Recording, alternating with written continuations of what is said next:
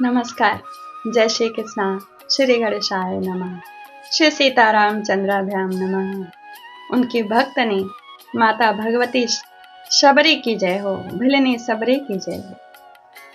उनके पूर्व जन्म की कथा और जिस जन्म में राम की भक्तनी हुई, दोनों जन्म की कथा मैं आपको सुनाऊंगी।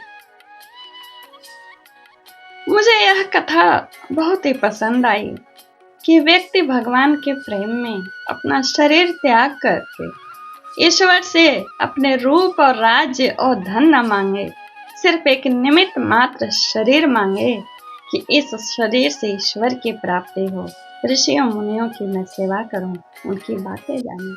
इस तरह के त्यागमयी भगवान और ऋषियों के प्रति जो उत्कंठ प्रेम है, उसी प्रेम को प्रकट करने वाली यह कथा है माता शबरी के पूर्व जन्म की कथा।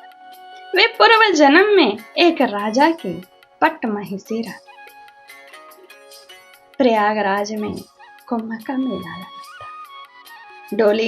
डोली में बैठकर स्नान करने जा रही थी, शिविर से निकलकर गंगा तट पर।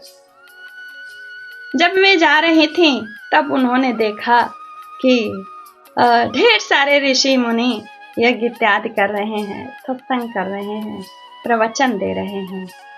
ये चाह करके भी झटपट अपनी उस शिविका यानी डोली से उतरकर जाके न प्रणाम कर सकी, न वहां बैठ करके सत्संग कर सकी, क्योंकि एक राजा की पट्ट महिषी की एक मर्यादा होती, उसी मर्यादा से बधी थी। फिर भी उन्होंने राजा से आज्ञा मांगी, क्या मैं मुनियों के बीच में, ऋषियों के बीच में जाकर बैठकर उनके प्रवचन को सुन सकती हूँ? राजा ने कहा, यह मर्यादा के विपरीत है। आप ऐसे सामान्य ढंग से जाकर के उनसे नहीं मिल सकते। उनको इतनी आत्मग्लानि हुई अपने रूप, यौवन और उस पद से कि जिस पद से उन्हें भक्ति सत्संग करने की जो आज्ञा ना दे, वह पद और रूप क्या करूंगी लेकर? एक राजा की रानी बनकर मैं क्यों जीऊं, जब मुझे अधिकार ही नहीं हो रहा है भक्ति का सत्संग करने के लिए। मन इतना विक्षिप्त था, उसी रात अपनी कुटिया से निकली जहां वो लोग रुके थे।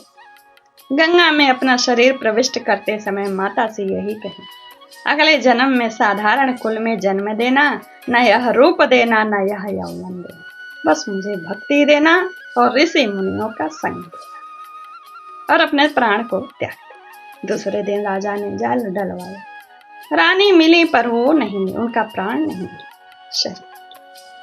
अगले जन्म में वे भिलनी यानी शबर जात में उनका जन्म हुआ, जिस जन्म में राम मिले। जब उनका जन्म हुआ था तब भगवान राम का जन्म भी नहीं हुआ था। वे भील जात के एक कबीले जिसके राजा मुखिया अज थे और माता का नाम इंदुमती था, उन्हीं की कन्या के रूप में शबरी का जन्म। शबरी की बातें सुन करके उनके माता पिता विस्मित हो जाते थे, क्योंकि हमेशा वे त्याग की बातें करते हैं, वैराग्य की बातें करते हैं। और भील जात में यह तो अनहोनी टाइप का था ना, वहां सत्संग तो होता नहीं कि वे लोग सत्संग के प्रभाव से भक्तिनी एक भक्त का प्रेम महसूस करें या ज्ञान महसूस करें या ईश्वर के प्रति कोई कार्य महसूस करें। और ये सारे कार्य शबरी के हृदय में था, क्योंकि उन्होंने गंगा मैया से भक्ति ही तो मांगी थी, ईश्वर के प्रति ऋषियों का सत्संग ही तो मांगा था, पूर्ण तो होना ही था, क्योंकि उसी को मांग कर इन्होंने अपनी आहुति दी थी गंगा जी। महाराज, एक दिन की बात है, उनकी माता उनके सिर पर सुंदर सा तेल लगा रही थी। सबरी माता को भी अच्छा लगता था। सबरी माता की एक विचित्र आदत थी, वे पशु पक्षियों से बात करती थी, पशु पक्षियों की भाषा को वो समझती थी। जब उनकी माता उनके सिर में तेल लगा रही थी तो नजर उठा के सबरी कन्या देखती हैं कि बाड़े में ढेर सारे पशु पक्षी जानवर इत्यादि बांध के रखे। माँ से पूछती हैं, माँ यह किस लिए बांधा गया है? तो बोली, तुम्हारा शादी होने वाला है, विवाह। विवाह भी किस कारण से होने वाला था कि इनके ज्ञान, वैराग, भक्ति, ईश्वर प्रेम की बातें सुनकर उनकी माता इंदुमती और पिता अज ब्राह्मण के पास गए पूछने के लिए, आखिर ये ऐसी बात क्यों करती है, इस पे भूत प्रेत इत्यादि तो नहीं है? तो ब्राह्मण देवता ने ही कहा कि इसका विवाह कर दो, जब ये गृहस्थन हो जाएगी तो अपने आप सामान्य ढंग से बात करेगी। तो पंडित जी की बात सुनकर विवाह तय किया गया था और उसी के भोज के निमित्त पशु पक्षी लाए गए थे, जानवर इत्यादि बांधे गए थे बाड़े में। माँ ने बताया, तुम्हारा विवाह है और विशाल भोज के निमित्त इन्हीं पशु पक्षियों से भोजन तैयार।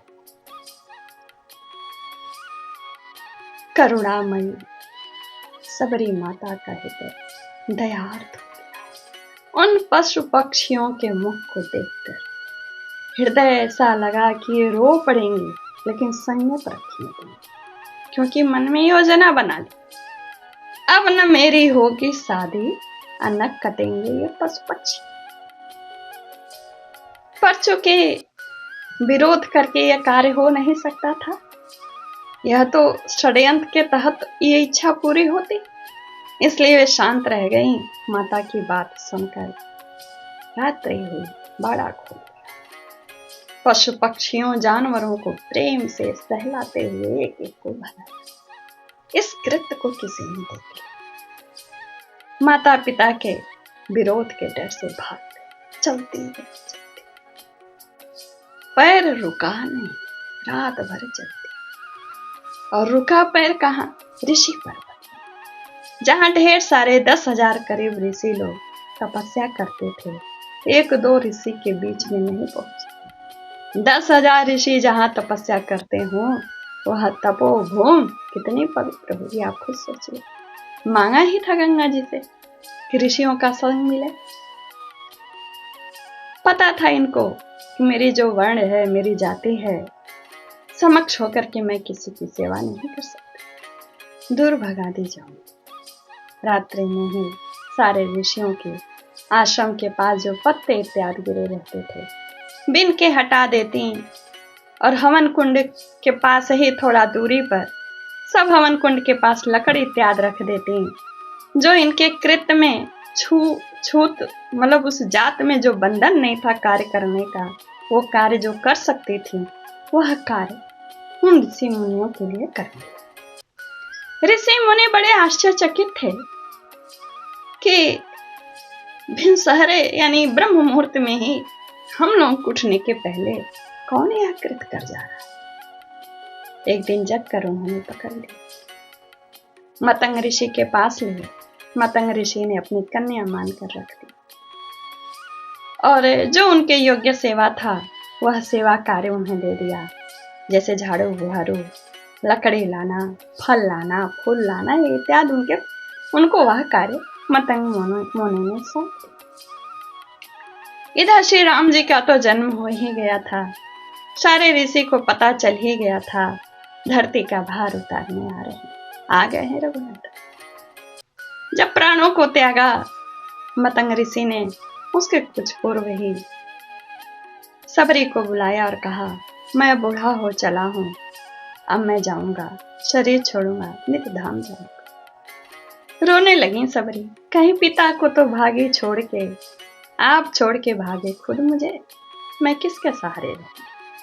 बोले, तुम श्री राम के सहारे रहोगी, तुम्हें श्री राम के सहारे छोड़ के जा रहा हूं, तुम उनके धाम जाओ, तुम उनमें मिलोगी, लेना होगी। बोले, कैसे प्रभु, मैं तो नीच जाती, मुझे कैसे श्री राम मिलेंगे? बोले, तुम इसी कुटिया में रहना, उनका इंतजार करना, और जो भी उन्हें भगवान का नाम स्मरण करने को कहा, राम राम कहना, वह अपने गुरु का मंत्र मानकर राम राम स्मरण करने लगे। नित्य उस कुटिया को बुहारते, लीपते, पोंछते, और जितने दूर तक रास्ता उस कुटिया के सामने से जाता, उस रास्ते के एक एक कंकड़ को बीन लेती कि श्री राम आएंगे तो उनके पैर को न छू। रोज का काम था। सुंदर सुंदर पुष्प तोड़ के लाती हूँ, उन मार्गों में बिछाती हूँ और स्वादिष्ट फल बेर तोड़ के लाती हूँ।